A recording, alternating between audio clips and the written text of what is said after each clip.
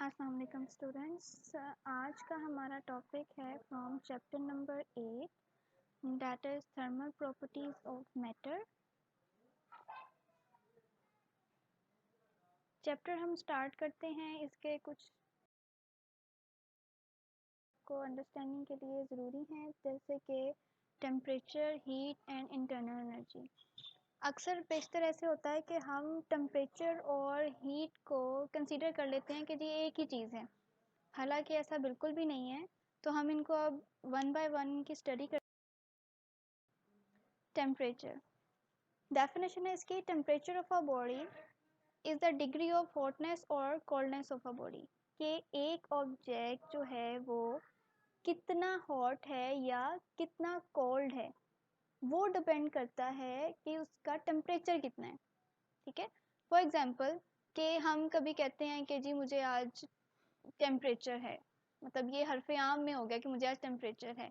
इसका मतलब ये नहीं होता। टेम्परेचर मीन्स कि आपकी बॉडी जो है, बुखार कह रही हूँ ना, आपकी बॉडी जो है, फीवर, आपकी बॉडी जो है वो इस टाइम उसका टेम्परेचर नॉर्मल टेम्परेचर से कितना ज़्यादा है, उसको हम कह लेते हैं कि जी मुझे टेम्परेचर है आज। तो किसी ऑब्जेक्ट का हॉट होना या कोल्ड होना, वो आपका क्या होगा, टेम्परेचर। इसकी एग्जांपल है हमारे पास, A candle flame is hot and is said to be at a high temperature. और अदर हैंड अगर हम कोल्डनेस की एग्जांपल लें, ice is cold and is said to be at a low temperature. तो object का सिर्फ temperature का ये मतलब नहीं है कि उसका जो मतलब सिर्फ वो हॉट है, मतलब वो कोल्ड भी हो सकता है। तो टेम्परेचर दोनों तरह से मेजर कर सकते हैं अब हम यहाँ पे। ओके, थर्मोमीट्री एक ऐसी स्टडी है जिसमें हम टेम्परेचर किसी भी ऑब्जेक्ट का उसको मेजर करते हैं। The art of measuring temperature is terms as thermometry. अच्छा, यहाँ पे एक टर्म है जिसको थर्मल इक्विलिब्रियम कहते हैं। थर्मल का मतलब होता है हीट एब्जॉर्ब करना, और इक्विलिब्रियम का मतलब होता है balanced according to the principle of thermometry. अभी अब थर्मोमीट्री हमने देखा कि क्या होता है, द मेजरिंग ऑफ टेम्परेचर होता है। तो if two object at different temperature are join together, अगर दो ऑब्जेक्ट्स को जिनका टेम्परेचर डिफरेंट हो, उनको अगर ज्वाइन किया जाए at a certain time they attain the same temperature. और क्या होता है कि आफ्टर अ सर्टेन टाइम, कुछ टाइम के बाद उन दोनों ऑब्जेक्ट्स का टेम्परेचर क्या हो जाता है, सेम हो जाता है। तो इस स्टेट को कहते हैं थर्मल इक्विलिब्रियम। अब मैं आपको इसकी सिंपल एग्जांपल अगर मैं दूं कि अगर आपने चाय बनानी हो तो आप जो है वो सॉसर के अंदर आपने रखा होता है, उसका स्पून रखा होता है। तो क्या होता है कि थोड़ी देर के बाद आप देखेंगे कि वो स्पून जो है वो आहिस्ता आहिस्ता हीटअप होना शुरू हो जाता है। इसका मतलब है कि जो आप चाय बना रहे हैं उसका टेम्परेचर जो है वो आहिस्ता आहिस्ता क्या हो रहा है, ट्रांसफ़र हो रहा है। हॉट बॉडी की तरफ से कहाँ जा रहा है, स्पून तो ठंडा था ना पहले, तो हॉट बॉडी की तरफ से कहाँ जा रहा है, कोल्ड बॉडी की तरफ। अब एक टाइम ऐसा आएगा कि दोनों का टेम्परेचर क्या हो जाएगा, सेम हो जाएगा। इसको कहते हैं थर्मल। ये यहाँ पे मैंने दो ऑब्जेक्ट्स बनाए हुए हैं, दो आपके क्यूब्स हैं। एक का टेम्परेचर 90 डिग्री है और एक का टेम्परेचर जो है वो 10 डिग्री है। अब क्या होगा कि कुछ टाइम के बाद, या ये अब ये एरो जो है ये शो कर रहा है कि टेम्परेचर जो है वो, जो आपका ऑब्जेक्ट है हॉट बॉडी जो है जिसका टेम्परेचर 90 डिग्री है, मतलब हायर टेम्परेचर की तरफ से मूव कर रहा है टुवर्ड्स द लोअर टेम्परेचर।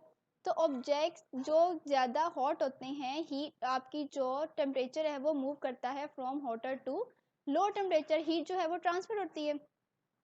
अब कुछ टाइम के बाद क्या होगा, आप देखें दोनों क्यूब्स का जो टेम्परेचर है वो क्या हो गया, 50 डिग्री एंड 50 डिग्री, मतलब दोनों के आगे हैं, इक्विलिब्रियम में आ गए हैं। अब जब ये इक्विलिब्रियम में आ गए हैं, अब इनका जो टेम्परेचर है वो सेम हो गया है। अब यहाँ पे अगर हम देखें, objects are the same temperature and no more heat will be transferred. जब वो सेम टेम्परेचर पे आ जाते हैं तो उस टाइम उनकी हीट जो है वो ट्रांसफर नहीं हो रही होती। जी, उसके बाद एक हमारे पास नेचर में भी हमारे पास एक एग्जांपल है जिसको नेचुरल थर्मामीटर कहते हैं। यह है क्रोकस फ्लावर। अब ये क्रोकस फ्लावर जो है वो 23 डिग्री पे आके क्या होता है, ओपन होता है। और अगर इससे टेम्परेचर जो है वो कम हो जाए, 20 हो जाए, 21, 19, 18, तो ये फ्लावर जो है, ये इसका जो मतलब वो क्लोज हो जाता है। आपका जो फ्लावर है, ये मैं आपको यहाँ पे फ्लावर की फोटो दिखाती हूँ। जी, यहाँ पे एक थर्मोमीटर है आपका, वो एग्जैक्टली शो कर रहा है 23 डिग्री सेल्सियस टेम्परेचर को, और ये जो फ्लावर है ये इस टाइम खिला हुआ फ्लावर है, और जैसे ही टेम्परेचर इससे कम हो जाएगा तो ये फ्लावर क्या हो जाएगा, ये क्लोज हो जाएगा। तो इसका मतलब है कि ये क्या है, एक नेचुरल थर्मोमीटर है कि पता चल जाता है कि इस टाइम टेम्परेचर कितना है। उसके बाद हमारे पास है नेक्स्ट टॉपिक है heat. Heat is the energy that is transferred from one body to the other in thermal contact with each other as a result of difference of temperature between them. अब यहाँ पे आप देखें कि temperature की बात हमने की थी कि कोई ऑब्जेक्ट कितना गर्म है या कितना ठंडा होता है, उसको टेम्परेचर कहते हैं। अब हीट एक एनर्जी है जो ट्रांसफर होती है एक बॉडी से दूसरी बॉडी की तरफ, अगर उन दोनों में क्या है, टेम्परेचर का डिफरेंस है। जैसे अभी हमने पहले देखा था कि थर्मल इक्विलिब्रियम में आपने देखा कि एक ऑब्जेक्ट जो है वो 90 डिग्री पे था और एक ऑब्जेक्ट जो है वो 10 डिग्री पे था, दोनों के टेम्परेचर में डिफरेंस था तो हीट ने मूव करना शुरू किया। तो यहाँ पे क्या है कि as a result of difference of temperature between them, heat तब ट्रांसफर करती है जो जब दोनों आपका जो ऑब्जेक्ट्स हैं उनका टेम्परेचर जो है वो डिफरेंट होगा। ये यहाँ पे देखें, हॉट बॉडी की तरफ से जो है वो आपकी हीट फ्लो करी है टुवर्ड्स द कोल्ड बॉडी, ये एरो शो कर रहा है यहाँ पे। Once heat enters a body, अगर एक दफ़ा आपकी जो हीट है वो ऑब्जेक्ट के अंदर एंटर हो जाए, किसी बॉडी के अंदर अंदर चली जाए, मतलब एब्जॉर्ब हो जाए हीट, तब वो हम उसको हीट नहीं कहेंगे, तब हम उसको क्या कहेंगे, उस ऑब्जेक्ट की इंटरनल एनर्जी बन जाती है वो, तब वो हीट एनर्जी नहीं होगी, वो क्या हो जाएगी, उसकी इंटरनल एनर्जी हो जाएगी। तो अब अभी हम देख द इंटरनल जी, the sum of kinetic energy and potential energy associated with atoms, molecules and particles of the body is called its internal energy. किसी भी जो आपका जो ऑब्जेक्ट है, बॉडी है, आपको पता है it is composed of atoms, molecules and particles.